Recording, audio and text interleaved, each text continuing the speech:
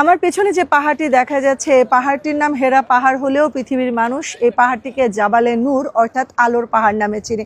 এই পাহাড়ে আমাদের প্রিয় নবী হযরত মুহাম্মদ সাল্লাল্লাহু আলাইহি সাল্লাম দীর্ঘদিন নবুয়ত লাভের আগে এই মহাবিশ্বের স্রষ্টার খোঁজে বসে থাকতেন, ধ্যান করতেন। ওই সময়টাতে তাকে একনিষ্ঠ সাপোর্ট দিয়ে গিয়েছেন তার প্রিয় সহধর্মিণী হযরত খাদিজাতুল কুবরা রাদিয়াল্লাহু তাআলা আনহা। একজন মহিলা যার বয়স তখন 60-এর আশেপাশে, তিনি এই 1000 ফুট থেকেও বেশি উচ্চতার এই পাহাড় প্রতিদিন উঠেছেন রাসূল সাল্লাল্লাহু আলাইহি সাল্লামকে খাবার সরবরাহ করার জন্য।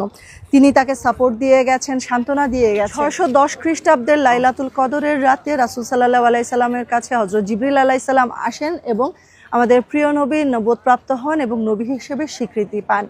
তো এই জায়গাতে প্রচুর মানুষ আসেন, প্রতিদিন অনেক মানুষ উঠেন।